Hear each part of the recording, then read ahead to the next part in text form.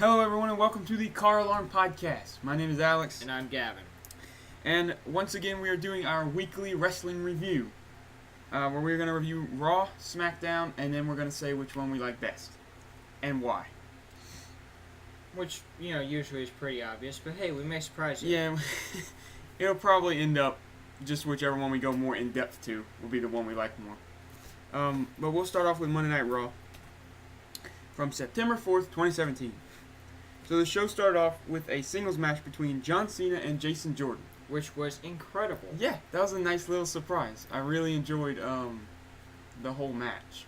I loved how in the beginning, Jason Jordan just used his amateur wrestling and was beating the crap out of Cena for a while. He just out-wrestled Cena for a good, 5-6 minutes before the commercial. It was really good, too.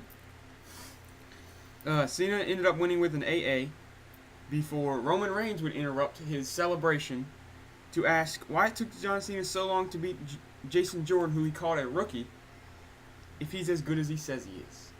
I'd like to point out, though, Jason Jordan is not a rookie. He's been in WWE for 7 years. Yeah, so it doesn't make... Well, compared to Cena, I guess he would be a rookie. But, no. But... Because Cena's only been wrestling for, 16, 15 years? That's like half. That's not a rookie. Still... Well, anyway.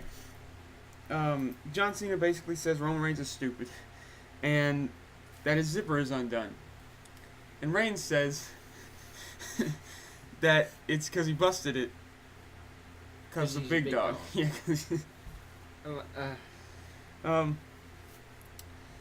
John Cena says he doesn't respect Roman Reigns because he hasn't really earned anything he's gotten. And then Roman Reigns offers to fight, but John Cena just kind of backs off and smiles and leans against the rope. And then Roman Reigns says he doesn't respect John Cena because he's all talk. Then he leaves the ring to end the segment. What do you think about these two? Roman got destroyed again, by the way, in this. Yeah. He did better, though. A lot better. He did. But, yeah, I don't see how they want Roman to be the babyface here. I don't think they're trying to at this point. I think they are. It doesn't look like it. It feels like it to me because they keep putting him in these situations with Cena and. Well, he's the one always coming out and just trying to completely discredit Cena completely. Yeah. That's not exactly a good guy thing. Well, Cena's doing the same thing to Reigns though. But it's self-defense at this point. Well, no, he started it off last week. He started the whole thing. Okay, true. He's the one that called Reigns out. I don't know. They're definitely still trying to get Reigns over, whether it's heel or face. I don't think it's heel. If it was heel, I feel like he would have just speared Cena immediately, and then everyone would cheer probably because I would. I'd pop for it. I would too. That'd be incredible. And it'd be out of nowhere, like an RKO. Yep. I don't know. I feel like they're just a little desperate now for Reigns.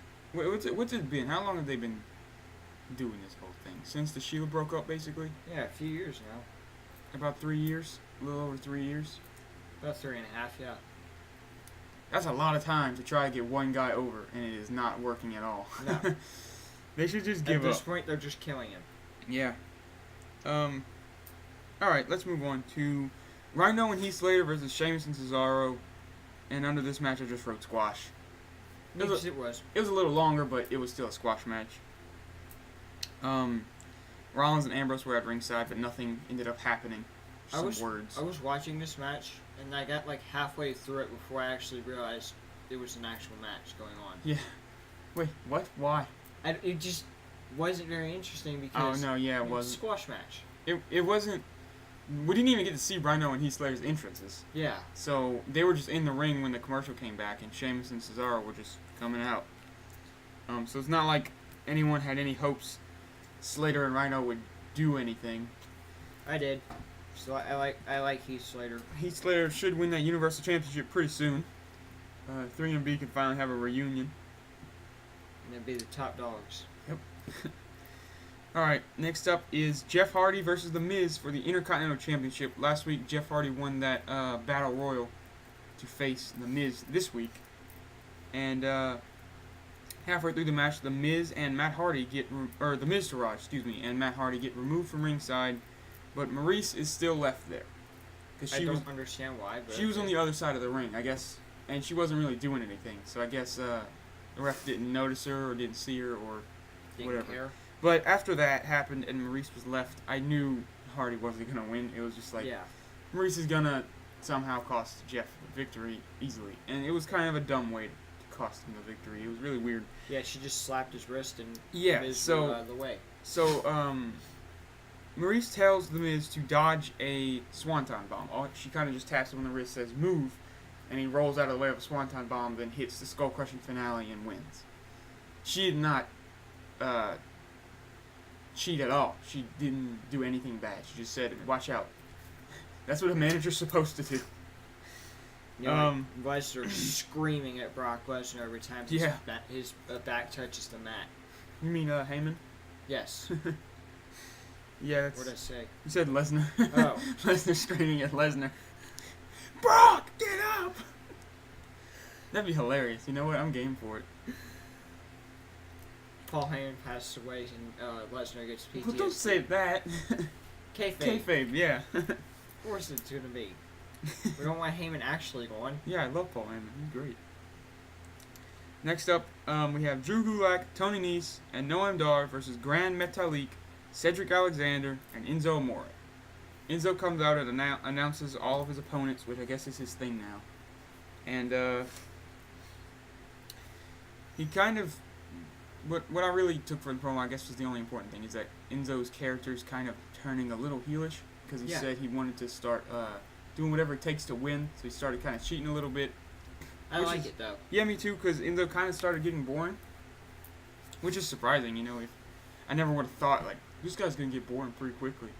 And it wasn't that quickly, but he did get kind of boring. And maybe he needs more cocaine. Yep. I'm still advocate that Enzo Amore is on cocaine.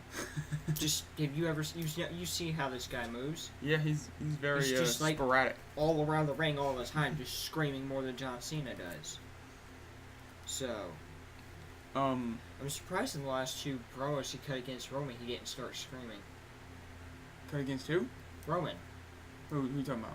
The last week when he destroyed Roman, this week too. Actually, yeah. I'm surprised he didn't just start screaming and putting over America and stuff like I thought that. you were still talking about Enzo for a second. No. That's why I got confused. Alright, well, anyway, Enzo cheated by hitting Drew Gulak in the eyes with a thumb. He thumbed him in the eyes. And then with the ref's back was turned, and then rolled him up for the win. Or, excuse me, he used Eat Defeat. I don't know what he's calling the move, but that was Woods' old finisher. Xavier Woods. And it's pretty good. I mean, yeah, I like it. It looks like it hurts a lot. Probably your face is just going into someone's boot. Next up, we have a continuation of Finn Balor and Bray Wyatt. Yay. Which, I mean, that's fine, but I kind of hoped it would have ended at SummerSlam. I would have probably rather that, but it seems like it's going in a pretty good direction. Finn Balor tells Bray Wyatt that he's ready to play games. Before Bray Wyatt interrupts him, on a Titantron, of course, because Bray Wyatt's never in person with Balor or he'll get beat up. Yeah. Bray Wyatt basically says that Balor is too strong. Because, I mean, he just kind of ranted about how, Balor, please don't use the demon. You're too strong in that. Can you please not do that?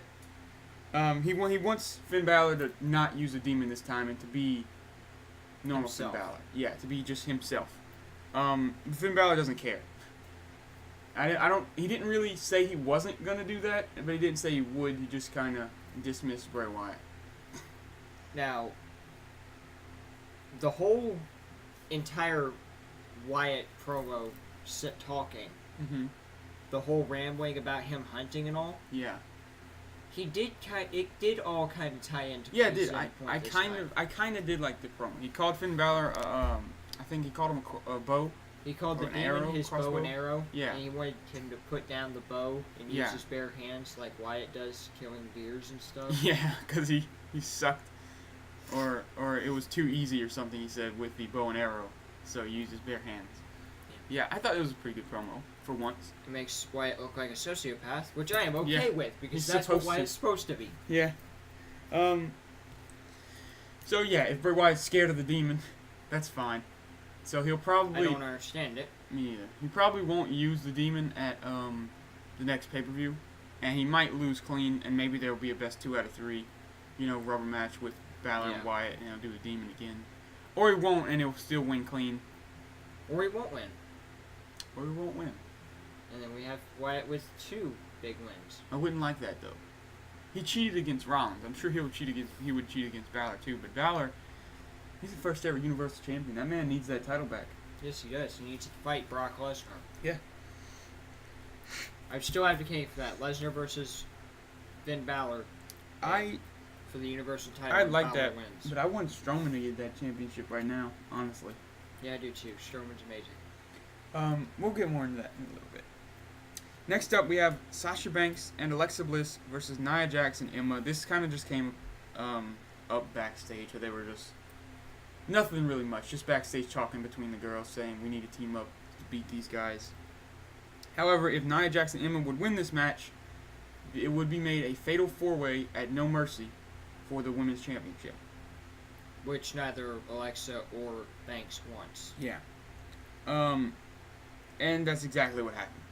Emma ended up tagging herself in after a leg drop from Nia Jax to pin. And they won. Not a very long match. It was fine. I was bored with it, honestly. It definitely wasn't interesting, but it was fine. I just kind of overlooked it. And it does disappoint me that, I wasn't interested in the only women's segment. Yeah, the only one. But it just wasn't much of anything. Nope. There wasn't much build to it. It was just dead. That's kind of how I feel about the SmackDown Women's Division, too, for now. I guess a little bit to a lesser degree. Raw, the women's title it just hot potatoes around so often. Dean Ambrose so stole weird. it, and he's just handing it to people at this point. He's like, yeah. Here you go. Nope, I take it back. I give it to you. Nope, I take it back. I give it to you. Yeah. It's dumb. I don't understand it genuinely. It's so weird. Anyway, next up we have Seth Rollins and Dean Ambrose versus Gallows and Luke. Anderson. Yeah, Luke Gallows. I was trying to think of his first name. For some reason, I wanted to call him, I forget his name in New Japan, but that's what was popping up. But it doesn't matter anymore. Luke Gallows and Carl Anderson. Rollins and Ambrose ended up getting the win, but afterwards, Sheamus and Cesaro came in. I should say due to Sheamus and Cesaro, Rollins and Ambrose got the win because Seth Rollins. Rollins threw Carl Anderson into Sheamus. Yeah, and then rolled him up. Yeah, which So, I liked that a lot. Yeah, me too. So Sheamus and Cesaro were in the ring, and then Anderson and Gallows attacked Sheamus and Cesaro, threw them out of the ring. Sheamus and Cesaro went back in, beat up Anderson and Gallows, and it was just Rollins and Ambrose who were on the stage at this point, and Sheamus and Cesaro in the ring. One of these guys, making fun of him. yeah, one of these guys needs a tag team name because it's really long to start saying all that. Yeah. So come on, Sheamus and Cesaro. I don't want to have to say that every time. Swiss kilts. I think they said they're calling themselves the Bar. So we got the Club, we got the Bar, and the Shield. They're all just nouns. Basic names. It works. The Bar and the Club. They're both places. Which is better? That's only for you to decide. Or the two teams in a tag team match. Let's move on. I'm not really interested in Rollins and Ambrose anymore as far as their feud goes. It's still cool to see them having matches together, but I don't care about the feud with Sheamus and Cesaro very much. The main event of Monday Night Raw was for no reason, steel cage match between Braun Strowman and The Big Show. Which I thought I was not going to be interested in. Me too. Because Big Show is dumb. And by the way, him shaving his every piece of hair on his entire head was so weird. Freaking stupid. He has a baby face. Big Show, I don't like you. You need your face hair back. I don't think it looks bad. It just took some getting used to for me. It looks really bad. Just okay. At least it's new. It is. He usually has like a little goatee, which has gotten old. But anyway, it was a really good match by both men. Big Show delivered a KO punch, a top rope elbow drop, which was amazing. Yeah, which Booker T said was his finisher 20 years ago. I don't know when the last time he used it was, but... And he also delivered a choke slam, which was his finisher before the KO punch. So, Big Show just went all out with all the things he could do. And still could not beat Braun. Strowman. He, at one point, almost got to the top of the cage, which, why would you even try that, Big Show? Don't do that. You're going to die if you get on that other side. You got to win somehow. There's a door right there. Yeah, but I mean, the door's so far away, and you have to go past Braun, who will grab your leg and then destroy that leg.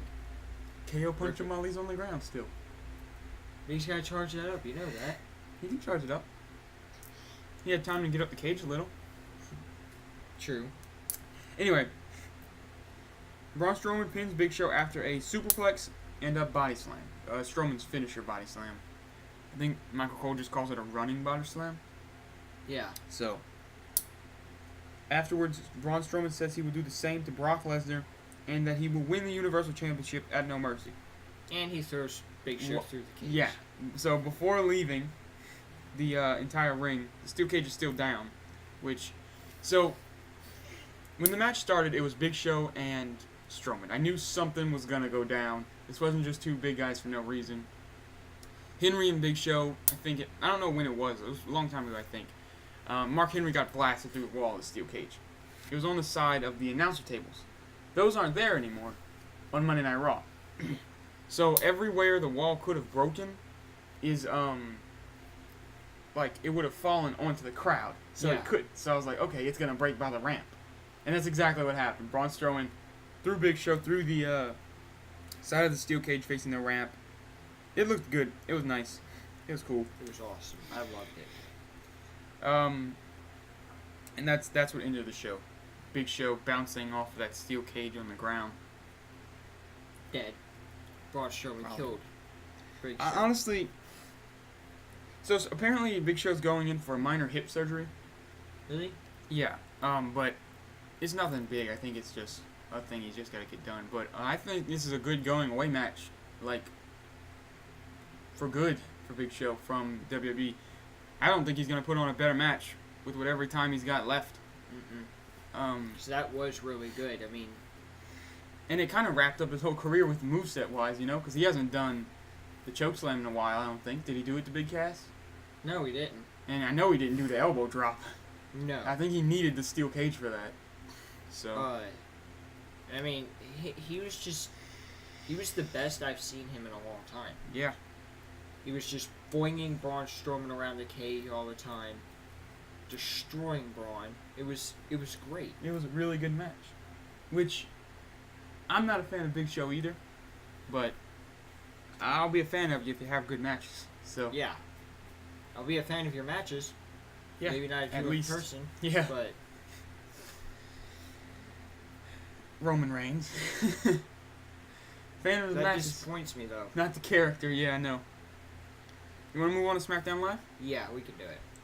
Okay, so before the show starts, I want to point out that JBL has left SmackDown Live in WWE. Yes, he's on Raw now. No, he's gone. Completely? Yes. I thought he was on Raw last night. No, he was not. Huh. However, he's replaced by Corey Graves. So Corey Graves is on commentary now, replacing JBL on SmackDown, which is great. JBL sucks. Corey Graves is amazing. So yeah, JBL's kind of I don't really remember well. Never mind. He's mean. Yes, he is.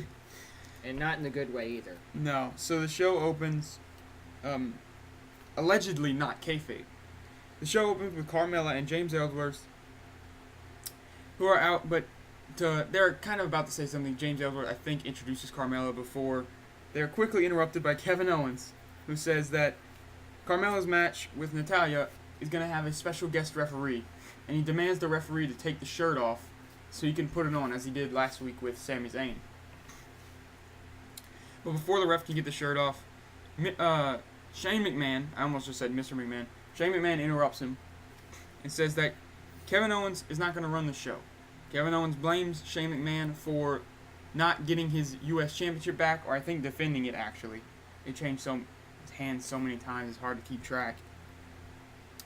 And it kind of goes on and on for a while, but basically it ended up, Kevin Owens talked about his kids for a second. Shane McMahon said, "Don't talk about my kids." Kevin Owens would later go on to say that Shane McMahon shouldn't have survived that helicopter crash. If you didn't know, Shane McMahon got into a little helicopter crash like a month ago. Really? Yeah, it wasn't nothing serious though. He was fine. I think it landed in the water. But He's okay. Yeah. But Owens said that his whole family would have been better off, especially his kids. And then Shane McMahon just started attacking Kevin Owens. He just started punching him, those Shane McMahon punches. They looked better than usual, though. Yeah, maybe he's been working on it a little. Yeah, I like to think so. And he knocked Owens out of the ring. He rolled out, and he kind of tackled Kevin Owens over the announce table and started punching him down before security came out and Daniel Bryan came out. They got Shane McMahon off. Daniel Bryan was yelling at Shane the whole time. Like, what are you doing? You're the boss. You can't be fighting people. Yeah. You gotta be telling other people if they can't fight other people. Yeah. We go to a commercial, and when we come back, Kevin Owens is sitting down backstage. Daniel Bryan comes to talk to him and said that don't worry, Shane McMahon's not going to just get away with doing this to you. But Kevin Owens says he doesn't care. He's going to sue the WWE. He's going to sue Shane McMahon, the whole McMahon family. And he said that SmackDown will be the Kevin Owens show from now on. And Daniel Bryan says, there's got to be another way to do this. Kevin Owens says, you're right. I'm going to press charges against Shane McMahon. So he's going to press charges against McMahon, and he's still going to sue everyone as well. Typical Canadians. Don't say that. We have no problem with Canadians. I have a problem with your ham, though.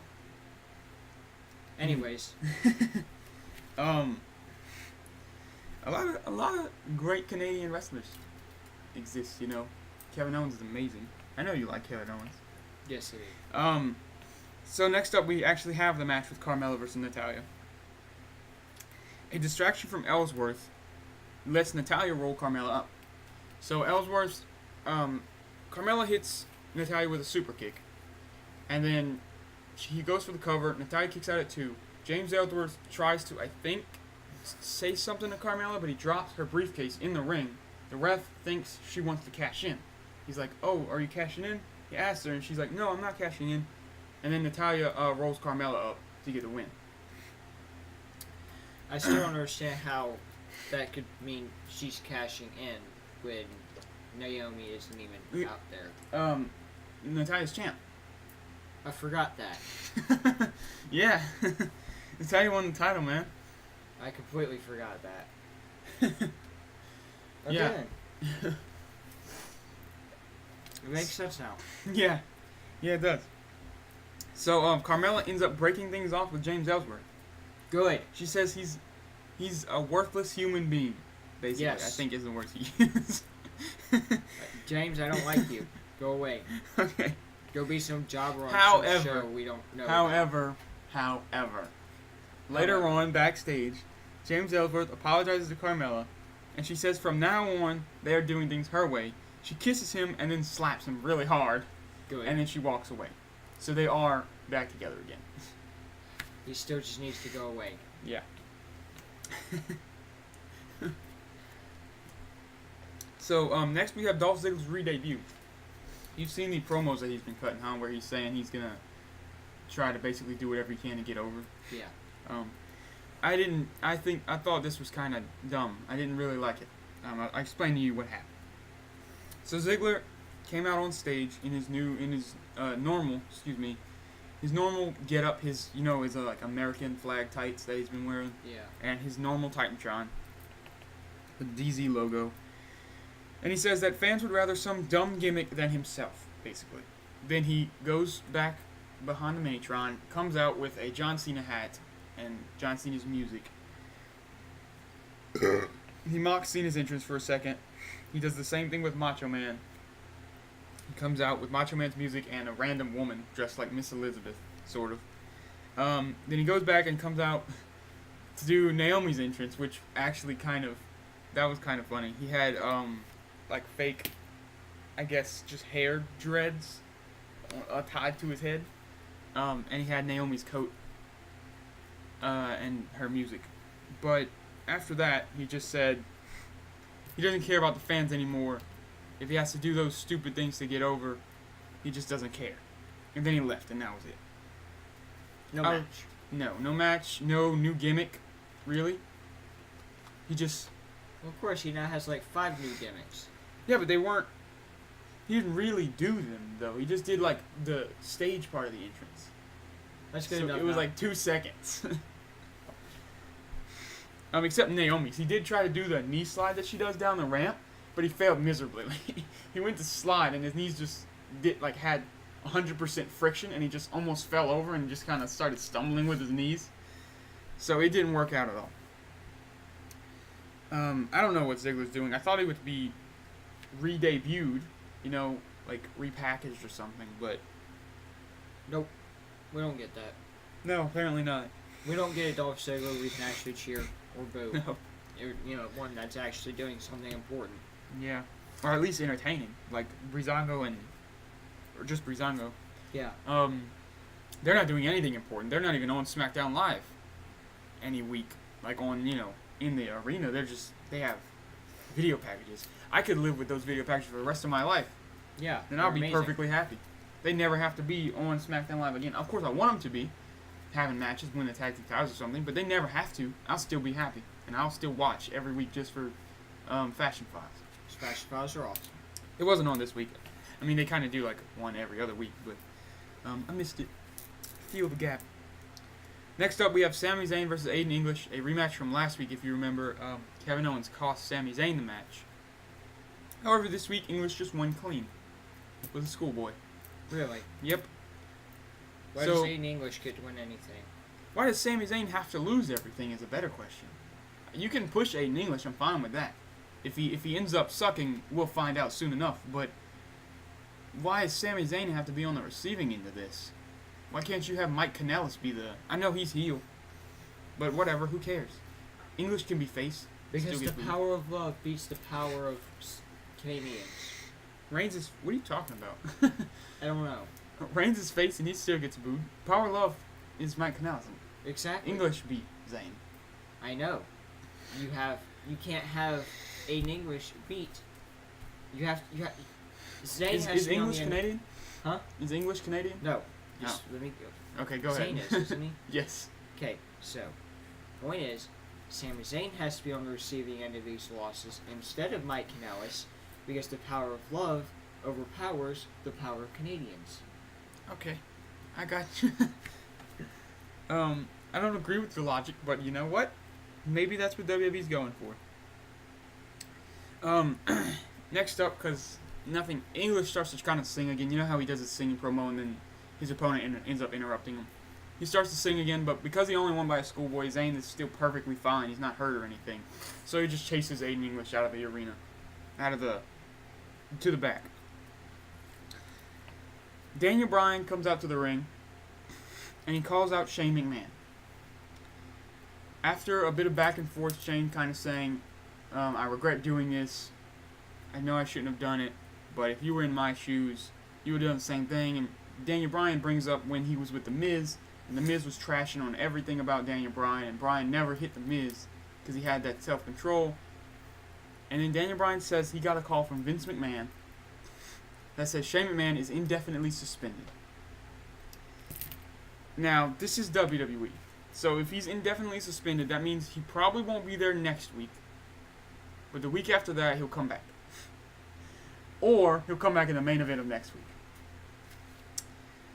Especially after I tell you at the end of the show they had a backstage segment. Yeah, I'll just go to it now since it's relevant right now. At the end of the show, after the main event, Kevin Owens says that next week he will make SmackDown Live the Kevin Owens show. But Daniel Bryan says he better be careful because Mr. McMahon will be there. So we're going to have that confrontation at least. If Shane's not there, Vince will be. However, I do think Shane McMahon's going to be there. He'll probably jump from the crowd or something. Like, I bought a ticket. Yeah. What now? What you gonna do? Who did that last? I think it was Ambrose, huh? That bought tickets to Raw or whatever. Got in anyway, because it was SmackDown, wasn't it? Yeah, it was. Slater did it too, didn't he? Slater when did he was it, trying to get a Ambrose contract. did it, Brie Bella did it. Oh yeah, that was a while back. Yeah. That was like 2014 SummerSlam, huh, with Stephanie? Man, that was a long time ago. I forgot about that. Anyway, next up, Baron Corbin versus Ty Dillinger. You remember last week? Dang! Yeah. If you remember last week, AJ's open challenge was answered by Ty Dillinger. Yep. They had a whole thing with Corbin because Corbin wanted to answer it. Baron Corbin ended up beating Ty Dillinger with an end of days because of a so-called cheap shot where the ref was in between. Corbin was in the corner. The ref was attending to him, as they usually do, like talk close to him. Yeah. And Dillinger walked up on him, and around the referee, he kind of just jabbed Dillinger in the throat, which AJ Styles is yelling very loudly that was a cheap shot. And I guess it was, but it wasn't the worst thing he could have done. He could have, raked his eyes or kicked him in the crotch or something. But he ended up winning with an end of days. And then backstage, AJ Styles says that next week, the U.S. Open Challenge is only open to Ty Dillinger. And that they are going to finally give the WWE Universe the match between them that they want. Which I'm all for, except it's probably not going to happen because Baron Corbin's going to do something. But I would love to see an actual 20-minute Dillinger-Styles match. That would be incredible. They had a great 10-second match the other week. So I know they could have a good any length match. Really. Because they're both really, really, really, really, really good. They are. Next up is the main event of the show, which is the number one contenders match. The winner will face Jinder Mahal at No Mercy. Shinsuke Nakamura versus Randy Orton. This match I actually enjoyed a lot. I think it was the best match of the night, which really isn't hard to outdo. There wasn't much. Carmella and Natalya was very short. Zayn and English was very short. Corbin and Dillinger was it wasn't very short, but it was pretty short. So there you go. This match was about 18 minutes long, I want to say. Commercial break included, so. At one point, around the end of the match, Shinsuke Nakamura reverses an RKO into an armbar. He catches Randy Orton midair, jumps up midair, and just puts an armbar in on Randy Orton's RKO arm, and they land on the ground flat. It was absolutely that's beautiful. amazing. It was so surprising, too. It was, if you will, out of nowhere. And then, since he couldn't get the armbar in all the way, he ended up... Thank you. Since he couldn't get the armbar in all the way, he ended up moving into a triangle choke on Randy Orton. But Randy Orton would powerbomb Shinsuke, still in the triangle choke position. He would go for another RKO, but Shinsuke would reverse it and hit the Kinshasa to cleanly get the win. So, I put down here that he has beaten Randy Orton and John Cena clean in the past month. Yeah. 100% clean. Really good matches, both of them. If they don't give him the world title, then this is the biggest waste of a push I've seen. Yeah. Because I don't know the last time I've seen, because Randy Orton and John Cena are kind of the two biggest names of the modern WWE, I want to say. Yeah. I guess you could include Lesnar in that. Just because of MMA. Well, no, just because he's around their age and he started when they did and stuff like that. He's from that era of guys. Yeah, MMA does give him a bigger push. Well, yeah. But I mean, that's true. But I mean, just how long they've been there and the championships. I think Randy Orton's 13-time world champion. Cena, of course. 13. Cena's 16, so. Those two, beating both of them clean. Shinsuke needs that world championship at No Mercy. Yes, he does. And Jinder Mahal does or not no, need excuse it. me, at Hell in a Cell, because that's when SmackDown. I've been saying No Mercy all SmackDown, but it's Hell in a Cell, and it'll probably be a Hell in a Cell match. Which I have no problem with. If you're gonna do, you know what? Here's my proposal. If you're gonna do the whole Indian angle, the Punjabi angle with Jinder Mahal, where he just has a lot of Punjabi friends that help him, do the same thing with Shinsuke.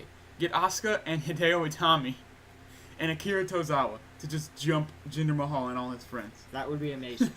Just get the whole Japanese WWE roster on Jinder Mahal. Who else? Do they have any more Japanese wrestlers on WWE? No. Tommy. I think that's it. Is I hope I'm not missing anyone. I feel bad if I am. But those are the ones I think of initially. So get all them and let them just destroy the Punjabi guys, and Shinsuke can win the World Championship. I think he'll be the first ever Japanese wrestler to win the WWE Championship. I could be wrong on that. Yokozuna won it. Yokozuna's not actually Japanese though. I'm pretty sure he's Samoan, even though his character was Japanese back then. But that doesn't count. Like legit Japanese. Yeah, you gotta be legit Japanese to count on this list. So that's I think that'd be really cool. Be amazing. And Shinsuke's phenomenal. So. And plus, Japanese wrestling is so popular and great. I don't know why they haven't had any Japanese world champions yet. I think Shinsuke's like the first legit Japanese person to come up so far. Yeah, I guess. Yeah, well, Funaki was good. Yoshitatsu wasn't anything. And who else did they have? I think that's. I don't remember who else they used to have. Tajiri should have won one. He was cruiserweight champion though. He had championship, but I didn't watch wrestling that much back then, so I don't really know much about the situation there. But yeah, probably Shinsuke's probably the best that's come up through WWE. He is by far. As far. Recent times, yeah. Can't wait for Tommy to come to the main roster. He lost all of his steam because of his injuries, but whatever. Kira Tozawa won the cruiserweight championship.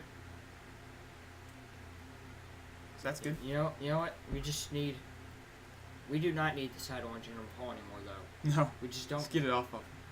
I'm not sorry, Jinder Mahal, but you suck with the title now. Yeah.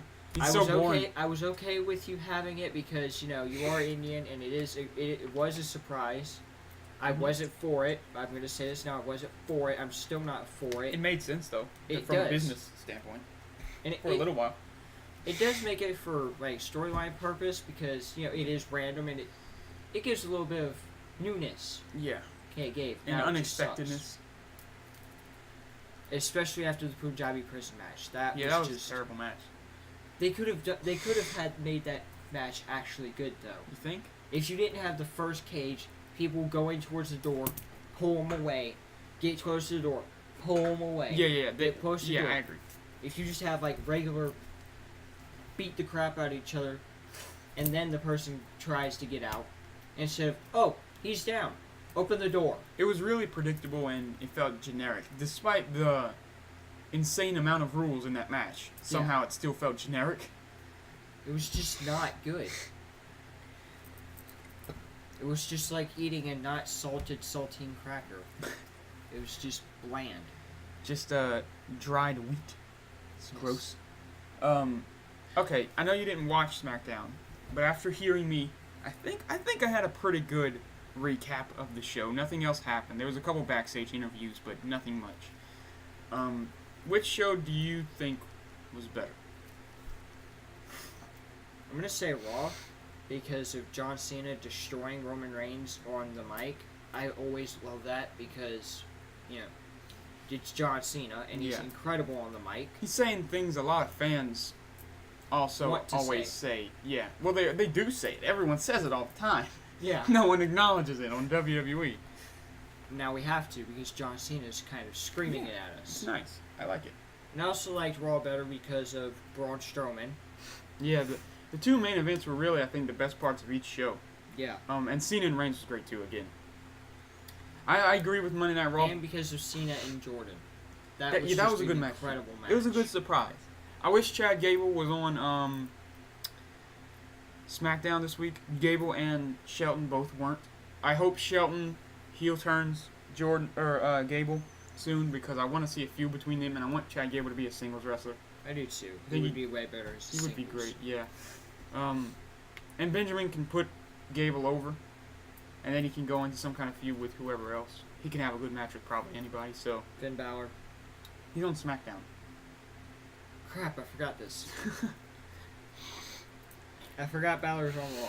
Yeah. You could put him in a feud with, like, Randy or something. There you go. Why not? Randy's really good. Yeah. But, yeah, I agree with Monday Night Raw, mostly because I think Strowman and Big Show was a better match than Orton and Nakamura. Nakamura and Orton, as far as in-ring, I think was better. But, like, the just spectacle of Big Show and Strowman was more. I guess I'd even them out, all things considered. But it just felt bigger with Braun and Big Show. Yeah, it was literally bigger. But because of Reigns and Cena, because of Reigns and Cena, and Jordan and Cena, I will say I think Monday Night Raw was better. And just like the overall on the matches, most of the matches weren't boring. If we're not the tag matches were, in my opinion. I liked the Rollins Ambrose and then the club match. Oh yeah, that match was okay. I liked that one. That was okay. That wasn't very long though. It wasn't, but it was still. It was fine. It wasn't nothing. It was close, but it wasn't nothing. Yeah. It was something at least. And Hardy and the Miz, that was good. That was pretty good. I didn't like the. It just felt kind of like. I kind of wanted Jeff Hardy to win the Intercontinental Championship. I did too. Because it would have been new. It would have been a change. Why not? Yeah. Why not just do it? Why not just let him do it? You can have the Miz get it back in No Mercy. Yeah. There you go, right there. But I don't know. I don't know. I feel like I know you can't always just do what everybody wants and just do. You can't always do random surprises because then they become no longer random or surprises. And it just takes the interest out of everything. But yeah. Every once in a while would be good. Yeah, Jeff Hardy wasn't that random. He won an Intercontinental Championship No More Contenders match, Battle Royal. So I mean, even if he's never won the Intercontinental title before, it wouldn't really be that dumb. Yeah. Because, I mean, you have Jinder Mahal world champion. And plus he did. Yeah. Plus he did, like you say, I think, what they say, he's a 5-time Intercontinental champion? 4-time? Yeah. 5-time? So it would have even made more sense for him to win the championship. And you could have been like, oh my god, he's now a 6-time Intercontinental champion. Isn't the Miz 6-time as well? I think so, yeah. Then you could have Miz try and get his 7th championship reign to beat Hardy or something. Anything, I don't know. And maybe Matt and Jeff could split, or Matt could just support Jeff Hardy through the whole thing and be his manager for like a month. And then they could get back to tag wrestling. Anything, really. Broken Matt Hardy. And Matt could still, like, maybe he could just have a handicap match with the Miz Taraj on No Mercy to get them out of the Jeff Hardy's hair. I don't know, anything, just something. Broken Matt Hardy. And maybe Jeff will get a rematch because of the finish. So at No Mercy, Jeff Hardy could win the Intercontinental. Like I said, I always say that I want Miz to keep that forever. But he'll get it again. Yeah, he will. He doesn't need to keep it forever constantly. Just like Neville can lose it to Enzo, the title to Enzo. No. And then he can get it back. No, yes. That's gross. Yes. Are you serious? I want that. You genuinely want that? Why? I want Enzo to have a title. Why? Because he kind of deserves it. I don't think so. I don't think he deserves a singles title. He does. Just once. I don't think so. I don't care if he never gets it again. I just want him to have it once. I don't think so yet. I'm not ready yet. I'm not convinced yet for Enzo. Of course, I like Enzo Amore. And I love Enzo and Cass better, though. And still, like a year, they've just become almost nothing, and then they broke up, which no one cared about because they were pretty much almost nothing. Yeah. And then Cass is injured, which that just sucks so bad. Did you seen when he got injured? I don't think we talked about it because I think that was the week we didn't do it. Yeah. But you didn't see when he got injured? No, I didn't. It was during the Enzo Amore and Big Cass street fight match. He went over the rope because Enzo pulled the rope under. He went right over it, and his leg just kind of buckled under him. His knee just kind of I saw that. Bent sideways, and he was just out. He couldn't even stand up later on in the match. And then Enzo was just shoved to 205 Live 2 nights later. Cruiserweight Championship for Enzo Amore, I don't think so. I think if he's gonna take it from someone, it shouldn't be Neville, because Neville's like the top guy. He's beaten Tozawa, he's beaten Aries, he's beaten Perkins, Swan, basically everybody clean that's challenged for the championship. Why is Kalisto still not on 205 Live? I don't know. I know, kind of just detoured there, but I just thought of him, and yeah, he needs to be on there. he should be fighting Neville for the Cruiserweight Championship. That would be amazing. Yes, it would. At least that was great. If Enzo wins, I'm okay with it this way. Enzo started cheating. So I'm okay if, like, say, you do like a old Sami Zayn Neville NXT kind of storyline where Enzo starts trying to use the championship as a weapon in the match, like while the ref's down or something. Maybe he hits Neville with the title and goes for the cover. Maybe Neville still kicks out though, because Enzo's like, I feel like in the if we're comparing real life to the video game like 2K18 to kayfabe and stuff, Enzo Amore has a very slim chance of beating Neville overall wise. Yeah. He's got like a 50 and Neville's hitting them high 80s. Maybe 50's a little low, but I'd say like 74. yeah, something like that. Something really, really low relative to those games. So maybe Neville still gets up, but Enzo ends up cheating another way. Thumb to the eye, low blow, rolling up, holding the tights. I don't like that. All much, the though. cheating. All the cheating. Do literally all the cheating. Everything Aries always said while he was on commentary, just poke him in the eyes all the time. Every chance you get, just bam, right in his eyes. All the cheating you can. Eye punches, low blows, Yeah. hold the tights, feet on the ropes, all of that. Have Kendrick give Enzo Amore some in-ring tips for using his environment. And just let Enzo cheat every possible way, like you just said.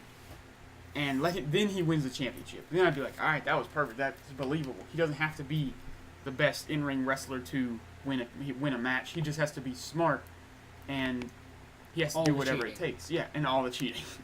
That should be his new shirt after he does this. All the cheating.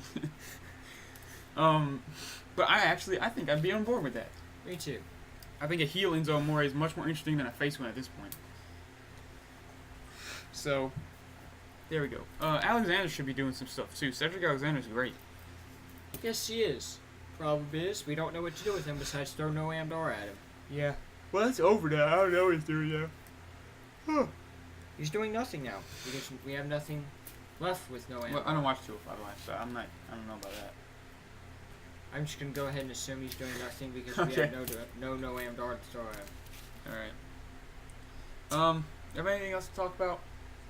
I don't. All right. I guess we'll close out then. You can follow us on Twitter at CarAlarm Podcast. Almost forgot our Twitter for a second. Good job, sir. You can follow us on Facebook. You type in the little search bar at signing CarAlarm. You'll find our page. Give us a like, a share, all that stuff. Subscribe to our YouTube channel. Leave a like and a comment. Or you don't have to. Thanks for watching. Subscribe at least. Yeah, subscribe at least. Peace out. You don't have to comment. Thanks for watching. Bye.